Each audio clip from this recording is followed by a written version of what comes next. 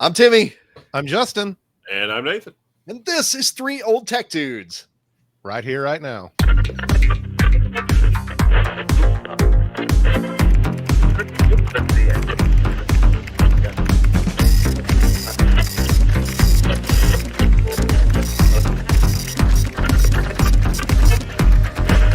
Subject of the week, full boys. Can't talk. Subject of the week. Oh, yeah? What you got for us, Timmy? Oh, it's right down there. Radio Holy club. heck, look at that, right down there. It's magic. Ham radio clubs. How do you make them more interesting? Can we make them more interesting? I Why think are that's some Really old interesting? tech. I don't know if that's interesting, Nathan. Well, so let's start out with, we'll jump right into what works, but let's set this up a hair. There's a lot of ham radio clubs out there. They range from ones in large cities with 100 members. They often have, in that case, they often have really complex talks or people from colleges, even in some cases, true story. I've never actually attended a club like that. I'd like to visit one, but I'm not sure where there is one in the region. If there even is one, then I wouldn't have to drive 3 hours for. And that's pretty cool. That's kind of what I see as a ham club. Technical people, technical minds, interesting people. However, in small town ham radio land, which is where I exist, there are technical people. The clubs tend to be more beginners. They tend to be people who just want to get in to talk on the radio. They're not really interested as much maybe in the technical side in some cases. But into that segue, what does work in a club such as our own, which we're most familiar with?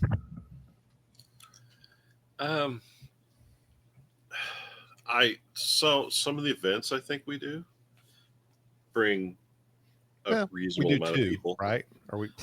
Well, not like so. You've got obviously a field day, but you've also got like fox hunt. Oh, that's true. Yeah. Oh, yeah. I think they do bring some people in. Mm-hmm. We have the club, meeting itself, which is this Tuesday, if I recall. Right? Absolutely, it is. So I think that's a start. Mm-hmm. And I think fests, obviously. as far as the Hoosier Hills Ham Club, we have, I guess I'd call it 3 hallmarks. First off is the Hoosier Hills Ham Fest, which is pretty well known in our region. It's not a massive ham fest. It is one of the larger in the area. Back in the day, it was one of the largest around. They self-proclaimed the title in the 60s and 70s as the largest ham fest, in the Midwest. Well, I don't know if that's true or not. It had a lot of people coming out. It was 700 plus to 1,200. It was their guesstimate most of the time. A ham fest just claiming a title because they think they are. Well, what are we? Indiana's longest running celebration of amateur radio. Yeah, I haven't found one older, but I have not researced very hard either. Prove us wrong. Well, that's at this point. Who's maybe I'm trying to think anyone who's even been around since I started. Mm-hmm. Lafayette, maybe. I don't think that still exists.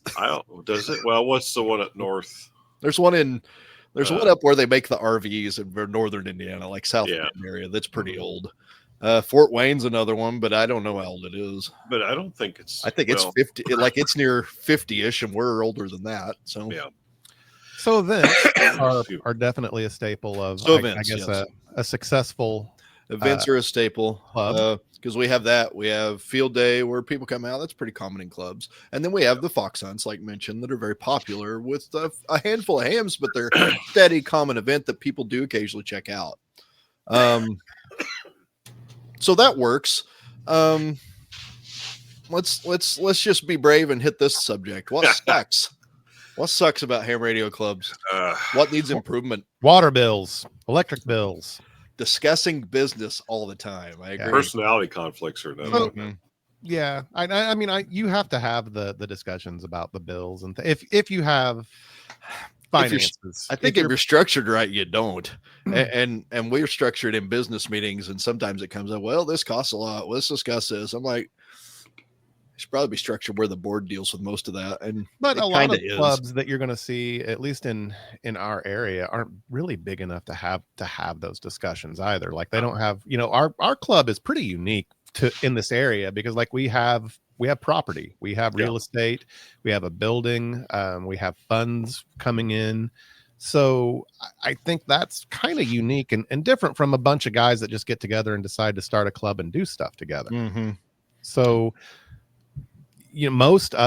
just about every other club in the area really kind of struggles as far as they have to find a place to hold meetings and things. Sure.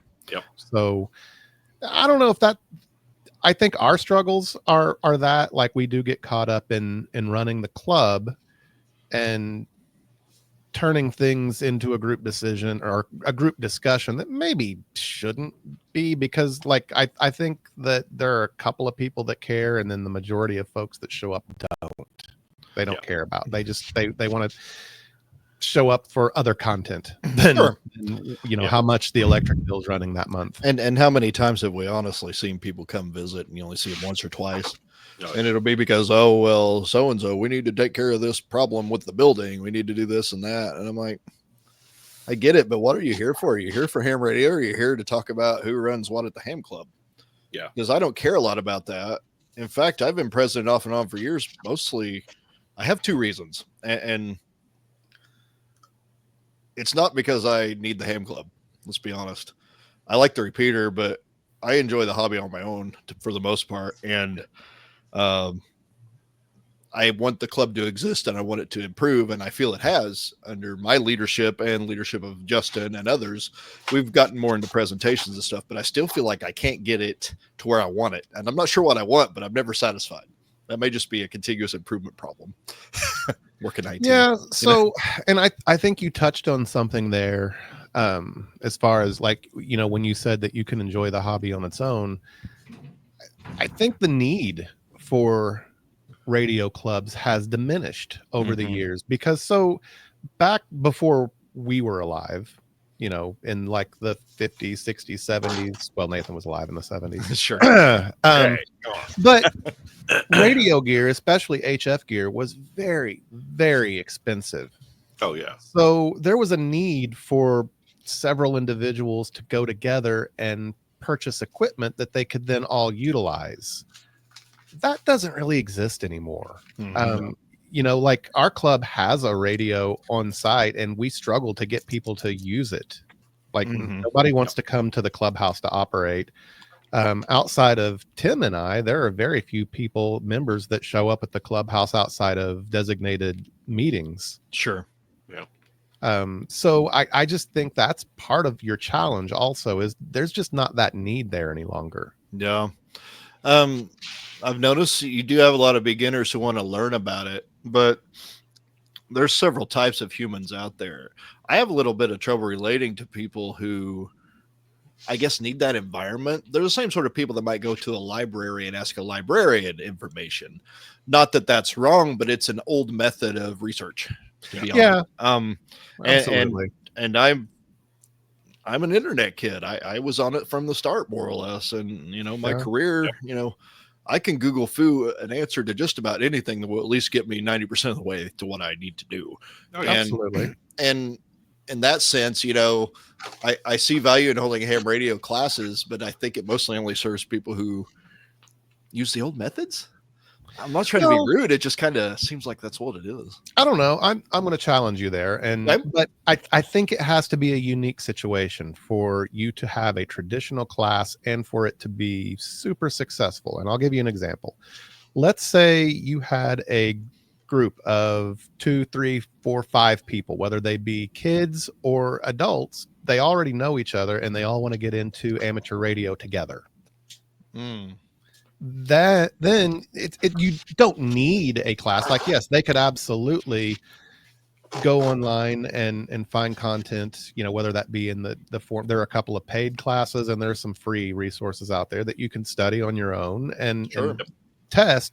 But if you already kind of have that clique or that group and you want to learn together, it might be more fun to do that in a class setting. That's really valid, because that I say all that, and that's absolutely how I got into the hobby. So two friends and I, we went out to a class, but we were so gung-ho about it, we tested before the class was over and passed. But we went to those classes together several weeks. So good point. And it was with this ham club. So Very, very good point. You successfully challenged me, and I think you won.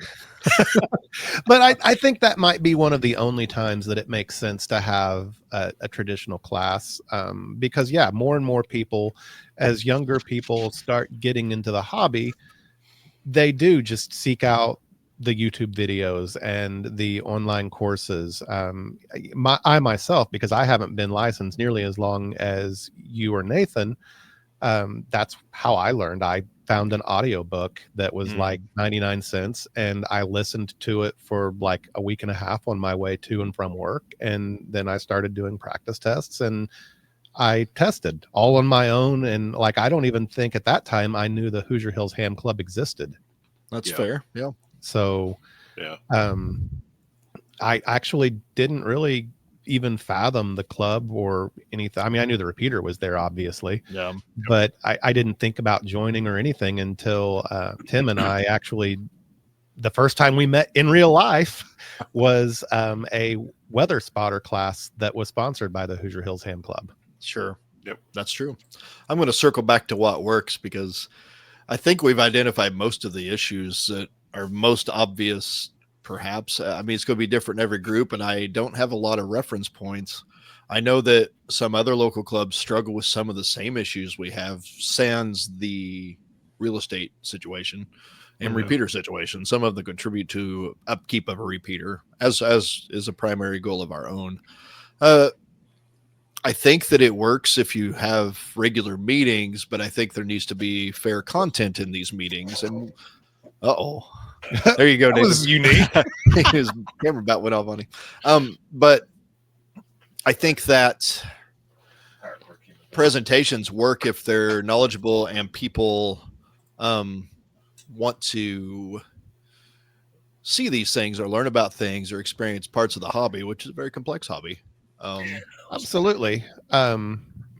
As you and I have both found out, though, we've both served as president of the club, you for several years, me as for one. But it becomes a challenge, though, to fill those meetings. Even, our club meets every month. It does. And it was a struggle to find either topics to cover yourself, or my preference, guest speakers who are subject matter experts in whatever topic you want to cover that month. That's a challenge, every single month, to find something that's engaging, interesting, related to the hobby, and that you can find somebody who knows enough about it to get up and give a presentation in front of people. Yeah, that's really valid. I remember probably year 1 or 2. So this was 2018, 2019. I kind of put out to club members at the time, what would you guys like to see or learn more about? And like one of them was, we need to do a CW class, a Morse code class. I'm like, I have no one to teach this. That's not a thing that I'm going to be able to bring to the table, So I've never done that, obviously. If I'm going to do CW, I've got to learn it first before I teach. It's how I see it. And yes, being a subject matter expert is important, I think, because otherwise your presentation's boring. And we've had some interesting ones that come into play where it's true. God, my thought went away. It's all Nathan's fault. Well, it's because I put him on the stage and I lost my thought. You're good. We see you. Camera issues are just fun. Yeah, you got it worked out. We've had good presentations, I guess is what I'm getting at. Absolutely. And especially when we get somebody who's fired up, like Pete in our club, showing off things he's learned. And we had a guy who's going to hack the Appalachian Trail. Trail that's going to do some radio. And I saw he posted a YouTube video the other day. We'll link below, where the same presentation for the Indianapolis Amateur Radio Club. So that's cool. Yeah, he's making the rounds. Guy. Yep. So I hope he's successful in that, because that would be a really cool project for him. Yeah. But and I mean, you do have those presentations where club members will come up to you afterwards and tell you how much they enjoyed that type of content, or tell you, hey, we need more of this. Absolutely. And I think that does absolutely, go towards people not wanting to talk about the mundane, like, the running of an organization, and more learning things. And that can be a challenge too, though, because if you have, like, let's say you have a club where most people are amateur extra, well, it's kind of hard to find topics that they don't know about. If those you're, are the guys you hope present. yeah, absolutely. Or just the willingness to present. I don't know how many times I've asked for, hey, will anybody make a presentation next month? And you get like 20 people staring back at you just with these dead eyes, like, not me. And I get it. Some people are not comfortable with public speaking. I used to be one of those. I've gotten much more comfortable with it than I used to be. Actually, being here on this YouTube channel has helped immensely. But it's important, I think, to have presentations where your presenter is passionate. We've had a guy up, I don't think he's been in good enough health to come again, that gave a loop antenna presentation that was absolutely the highest attended meeting in the 5-6 years I've been president. I think we had 30 people in that room to see this guy, and he was good. He came up from another city and presented that. But like this coming week, we have a Ham Club meeting. It'll have already happened by the time you see this, but I'm going to do a presentation on the QRZ logbook. And why am I going to do that? It's because I think it's cool. I think the awards are cool. And there's a lot of guys who've been in the hobby a long time who haven't heard about that. So I want to talk about that. Plus I've heard a lot of, why would you run FT8? FT8's boring. Absolutely. FT8's boring if you're not running it with a goal. And a goal would be logging and getting awards. That's kind of all it's for. There's going to be a day where I get everything I want, and I'm going to have to find something else to do in a hobby because I'll get bored with it. So that's what you have amateur television for. Right. Yeah, that's kind of amateur radio in general, though, isn't it? I mean, it is. Once you master something, or you've done it for a while, or you've chased whatever awards you want to find, then it's time to find something else. And that's kind of the cool thing about the hobby, is usually there is something else. Absolutely. What do you think, Nathan? I don't know, because I'm one of those. I also, just like you, I've been playing around with the logbook. I've actually had the logbook for a long time, but I haven't really tried to really exploit the logbook, for accolades or whatever you want to call it. But sure. But lately I have, and it's fun, isn't pretty it? Good it's fun to do for just yourself. I think I don't even care how others see it. Yeah, it's just what can I pull off? Yeah. So I've got my 991 Alpha has USB out, so I can right in there and just set up. The program, the FT8 program, WSJTX. WSJTX. So I get that set up real quick, and then I can just start just hitting contacts, and which I've worked countries now. I'm like, wow, I've never realized. Isn't it cool? Yeah, that country like Moldova and what else did I work? I worked a bunch in Europe one day. I'm like, wow, that's actually so cool. And I did it on 50 watts. So it's thrilling. So there's that. That's for sure. So leading into the new ideas, I think that's not really a new idea, but it's an idea, especially if you get into a club like ours, where we have a monthly meeting, and the bylaws were even changed where you could do a quarterly business meeting and not meet at all, but once a quarter. But people have just continued to expect to meet monthly. And I think that's fine. Yeah. But I've gotten into the trap a few times where, I've got a lot to do at work. I've got other volunteer work that, in my opinion, takes precedence over the Ham Radio Club. Yep. And it's pretty easy to show up to be the leader of a meeting. I'm looking at Nathan and talking, sorry. Be the leader of a meeting and not be prepared. And those are terrible meetings. I think they're bad. There's always things to talk about and what do the members want and things like that. But new guy coming in off the street and just seeing you go, well, we need to take care of this thing we said we'd take care of. What's the old business? What's the new business? Yeah. He don't care about that. He's got work to do on his own. Yeah, absolutely. I think another thing that, and I know we get caught up in this sometimes too. You do try to figure out, what can we do for presentations? What great thing can we have? Sometimes just gathering as a group and not having a structured conversation, not sitting up there leading, but just sitting around an in-person rag chew. Absolutely. And most of our meetings end that way. So after we do the meeting, we adjourn, and then there's usually, hang around for half an hour. The people that hang around for another half hour to an hour, just sitting around shooting the bull. And those are fun. Or my favorite field day so far has been after field day kind of wound down. Tim, one of our other members, and I sat around with guitars and played Absolutely. for an hour and a half. That was fun. It was fun. It was. And we traditionally at our club have kind of treated field day that kind of way. We don't get too caught up in points or the competition. We're there for guests to come check out the club and check out amateur radio if they want to, and show them how to operate, get them on the air, and to just hang out. We have a cookout, we grill some burgers and have a pitch in, and it's just a big party basically. Sure. Yeah. A lot of clubs are big on service. As a leader, I've always tended toward the hobby side of ham radio, so I've not put us out doing a lot of volunteer events and stuff. Past leaders have. Yeah. But I think we're here to say, hey, look how fun this hobby is. I won't get into the MCOM pieces of it. Not really my thing. If somebody steps up and wants to do MCOM stuff, I absolutely let them. We had some guys restart our local Aries group a few years back, and it's, had a few guys do the thing, but I was not interested, but I said, we'll partner with you if that's what you want to do, and we'll talk about it in meetings. And that's what we did. So, I think that the need for that has dwindled. Because like your public service agencies have become, their infrastructure has become way more robust than like a lot of people even realize, but certainly more robust than what it was in like the 90s and back.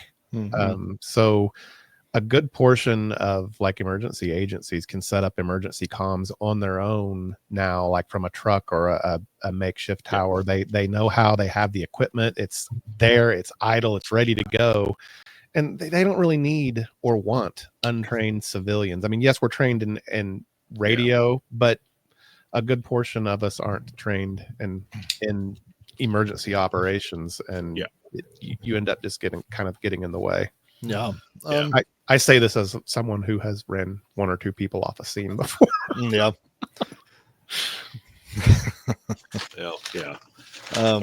But that's kind of just where I'm heading. Yeah. As far as new ideas, it's hard to come up with. That's kind of what I put this out here for. This isn't entirely a section for Justin, Nathan, and I to come up with new ideas.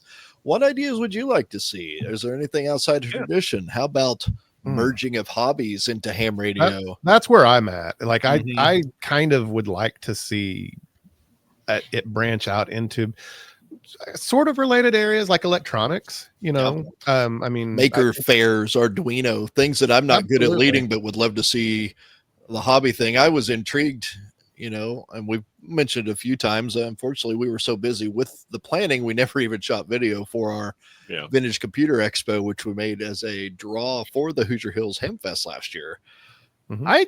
I'd say a small percentage of the hams went through, but it was emerging where people came into the Ham Fest and are like, what is this all about? We came to see the computers in arcade, and did. But they got to be exposed to ham radio. So how can we draw that together? And I think that may throw some hams off. They're like, well, what's that got to do with the hobby? It doesn't have anything to do with it. I don't know. I think guys have, go ahead. The majority of people, or the majority of feedback that I got from hams were, oh my gosh, I remember this, or I had one of these, or whatever. I didn't hear so much of that. That's cool. I didn't hear a whole lot of, why are you guys doing this here? As far, from the hams. I was thinking more of the people that walk through, because I feel like most hams didn't walk through it. Some did, but not all of them. Yeah, I mean, I think, well, maybe I probably spent more time manning that than either of you did. Oh, whatever. Sure you did. Yeah, I spent very little time, so trying to make sure I did a little bit, but it's not as much as I had intended to, but I did do a few things. So that's an example of many. How can you involve the community in your events or your ham club? And that's how you get new members and spread awareness of the hobby, which I think is another goal of ham clubs. It takes a lot of work. It does. It's a fair effort of personal time to promote things or put together presentations, but presentations are a big thing. I think. What's the point? It's like a book club or any other hobby. It's like you're getting together to do something, not necessarily just appear. Yeah. And that's an easy trap to fall in with a ham club. Another one, I've seen some very small ham clubs, especially in less populated areas, that it was like an excuse to go eat dinner, and that's fine too, I guess. They're all different sorts. And we used to do that a little bit more with our. I mean, there used to be the was it a weekly or monthly breakfast that they used to do? Yeah, a few of the guys used to get together. Yeah. My gosh, they got up early though. They sure did. That breakfast was not for me. Not to mention you had to drive so far. Yeah, So, well, they met at Denny's at like what 7 or 7:30. yeah, it's pretty early. Crazy. It's like no thanks. Oh my goodness. But yeah, I there isn't anything wrong with that if that's what works for your club. And that's the other thing. There isn't one set of, well, you do this, this, and this, and you're going to have a successful club. That's absolutely not true, because everything is dependent on your area, the group of people that you have that make up your club, and what your interests are and what you want to see happen with your club. So yeah, there isn't one, well, if you do this, dummy, then it'll work. I do think, you have to be tolerant of other people, because I know a lot of clubs, at least in our local area, they broke up just because people can't get along. Yeah. And, to be honest, that was something I don't speak on it a lot. I do amongst you guys, but as part of why I joined into leadership of our club, they're often in technical hobbies are very strong personalities. I think that goes for anything. There's a term, I don't know if you guys have heard it. It's a fairly recent term that's circulating around ham radio media YouTube channels. They call it the sad ham effect. And you know what a sad ham is as soon as you hear that. It's the grumpy, the gatekeepers, so to speak. Well, you never, back my day, I had to pass 50 word per minute code, and FCC gave the exam, and that's worth true things. But what you are greatly accomplished, I guess. And but it's such a tricky thing, because we've had past presidents that would get in fights. We have had a treasurer walk out years ago. And I spent about 8 years not in the club because I had little kids. I'm like, I don't have time for this crap. It's not worth it to me. And it's like, let all the fellas fight. And I came back in later, not because of those things, but I have found our ham radio club to have a local reputation. We have 400 hams or so in the community, and a membership of roughly 30. And sometimes you see the old guys like, I'm not going back to that. All they do up there is fight. That's what I've actually heard said. And then they haven't been to a meeting in 15 or 20 years. But and I don't know that it's, I'm sure our club does have that reputation, because before I joined, years and years before I joined, there was some pretty rough patches. But and at that point, I'm like, why are you doing this? It's not a business. Some people take it very seriously. I feel maybe it's maybe it's just what they have, or some people, the only people interact with, so they fight with like siblings. I'm like, nobody's going to come join that, and why would they? But avoiding that, having a positive attitude, and tolerating people. Not everybody's going to rub you the right way, but especially if you're in the leadership. My favorite is hearing someone go, well, it's like, because I can't remember who it was now. I just was talking to someone. I said, I said, I got a SAM license, all this kind of stuff. And then the guy looks at me and he's like, well, so you're going to make him learn code, right? And I'm like, no. If he wants to, absolutely. Ain't a real ham unless you code. No one. That's what a foolish thing to say, It's like, sorry, code is not a thing that I care. Like I did learn it. It's like a small, tiny, minute fraction of the U.S. population are amateur radio operators, and you have certain fellas that want to pitch a big old fit all the time. Like, okay, if you're passionate about it, that's cool. Like if that's one of your things, and you like it and you enjoy doing it, that's awesome. And I've known guys who are able to run code at ridiculous speeds. That's cool. Don't get me wrong, but it's not something I care about. I mean, I'm glad people do. It's like FT8 or just Rag2 or whatever, but I don't really care about code anymore. I'm sorry, I don't. But it's right. But I think that saying that our club has the reputation is a little inaccurate, because I've heard from people that didn't know our club existed, and they still, as soon as they hear club, that's like a dirty word. Oh, that's fair. Because people are like, no, I'm not doing any kind of radio club, because they all have that kind of a reputation. It's like everybody just fights, and it's not just radio clubs either. You hear that in churches and pretty much any social gathering. People we like to fight. Human nature, perhaps, but so I think a key element of having a successful or fun club is to have a positive environment, is where I was headed with all that. So and we're getting better at that in our group. and I hope you all are in the rest of yours. So I guess what I'm saying is if you, the viewer, have any ideas of what makes a club more fun or a non-traditional new idea, Yeah. Ooh, those are scary.